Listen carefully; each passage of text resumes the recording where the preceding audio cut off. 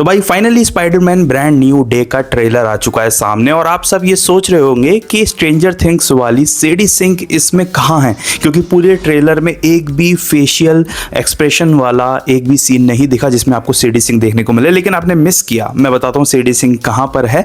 देखो, अगर आपने ट्रेलर के 1 मिनट और 57 सेकंड पर जाएं तो यहाँ पर एक लंबे कोट वाला कोई व्यक्ति है जिसको बैक साइड से दिखाया गया है। इसके बाल देखो, इसके हाथ देखो और इसका बॉडी का शेप देखो। यहाँ पर ये समझ में आ जाता है कि ये सेडी सिंक का ही एक कैरेक्टर है जो दर्शाया गया है। और बहुत हद तक ये चर्चाएं चल भी रही थी कि ये कौन सा कैरेक्टर है। हो सकता है ये जीन ग्रे कैरेक्टर हो, मार्वल कॉमिक्स का जो एक्समैन का मेंबर होता है। जीन ग्रे एक ऐसा कैरेक्टर होता है जो अपनी टेलीपैथिक पावर्स के लिए जाना जाता है ताकि वो लोगों का दिमाग कंट्रोल कर सकता है। तो इसी टाइप का कैरेक्टर होगा और दोनों हाथ उठाते हुए ये कैरेक्टर ये जरूर बताता है कि ये किसी को कंट्रोल करने की कोशिश कर रहा है। पॉसिबली यही हो सकता है कि ये सेडी सिंक हो, और बहुत 99% यही चांस है यही सेडी सिंक है। इसका कारण ये है कि ये जो कैरेक्टर है ये माइंड कंट्रोल करता है और कहीं ना कहीं इसको अपनी पावर्स पर डाउट भी रहता है। तो जीन ग्रे का कैरेक्टर सेडी सिंक निभा रही है। लेकिन इस ट्रेलर ने बहुत ज़्यादा हमको हैरान भी किया। एक सीन और आता है जिसमें एक व्यक्ति के हाथ बंधे हुए दिखते हैं। इसका चेहरा तो नहीं दिखाया, लेकिन ये पॉसिबिलिटी है कि ये भी सेडी सिंक ही है।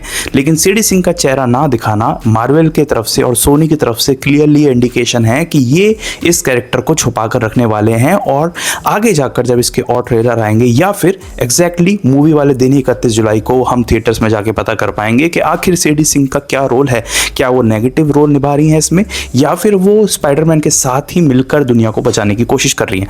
देखो, इस ट्रेलर ने हैरान इसलिए भी किया क्योंकि जो पुराने कैरेक्टर्स थे वो सब वापस आए हैं, चाहे वो जेंडाया या जेंडेया जैसे भी आप प्रोनाउंस करें वो हैं इसमें। साथ ही में Bruce Banner as a professor, Bruce Banner as professor इसमें दिखाए गए हैं। वो प्रोफेसर की नौकरी करने लग गए हैं। तो वो उस टाइप के कैरेक्टर्स वापस आए हैं जो मार्वल के थे। स्कॉर्पियन जो पुरानी स्पाइडर मूवीज में देखे थे, तो वो सब कैरेक्टर्स वापस आए हैं। इसका मतलब ये है कि ये आपको वाइब तो वही पुरानी वाली देगा, लेकिन इसमें स्टोरी उन्होंने बहुत अलग रखी है। ट्रेलर के फर्स्ट लुक में ये हमें स्टोरी देखने को मिलती है कि भाई जो स्पाइडरमैन है, जैसा कि हमने नो वे होम देखा था, उसके 4 साल बाद की ये कहानी है जिसमें हमारा पीटर पार्कर बहुत ज़्यादा अकेला हो गया है। क्योंकि नो वे होम में हमने देखा था कि सब लोगों की मेमोरी लॉस हो चुकी है, मतलब वो मेमोरी मिट गई है कि पीटर पार्कर कोई व्यक्ति था जो स्पाइडरमैन बन के दुनिया बचाता था।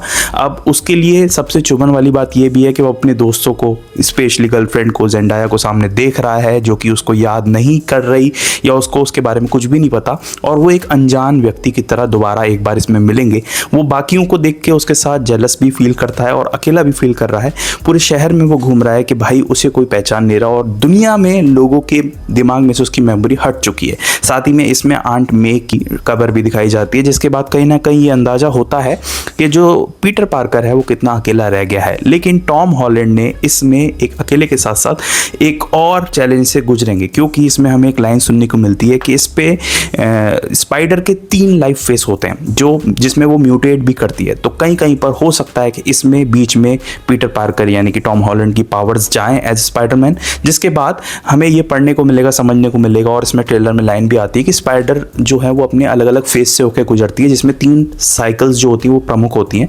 अब उस साइकिल में उसकी म्यूटेशन होती है जो एक बहुत डेंजरस साइकिल भी होती है, जिस वजह से कहीं कहीं पर हमें बीच में इस ट्रेलर में देखने को मिलता है कि स्पाइडरमैन अपनी पूरी पावर्स यूज नहीं कर पा रहा, या फिर दूसरे शब्दों में कहूँ तो वो बहुत अजीब तरीके से बिहेव करने लग जाता है। अब इस बिहेवियर के पीछे क्या वजह है एग्जैक्टली, और एग्जैक्टली क्या ब्रूस बैनर उसको हेल्प करेगा इन सब चीज़ों से उबरने में, वो सब आगे देखने को मिलेगा। लेकिन इस ट्रेलर में इन्होंने बहुत कुछ दिखा दिया। पूरे न्यूयॉर्क सिटी का सिनेरियो चेंज हो चुका है और इस बार स्पाइडरमैन बिल्कुल ब्रांड न्यू डे की तरह ही शुरुआत करने वाला, एक नया चैप्टर लिखने वाला, लोगों को बचाकर, अलग अलग क्रिमिनल्स को ठिकाने लगाकर। लेकिन the whole question is Sadie Sink क्या रोल प्ले करेंगी, वो स्पाइडरमैन के एग्जैक्टली अगेंस्ट में होंगी या उसके साथ में होंगी।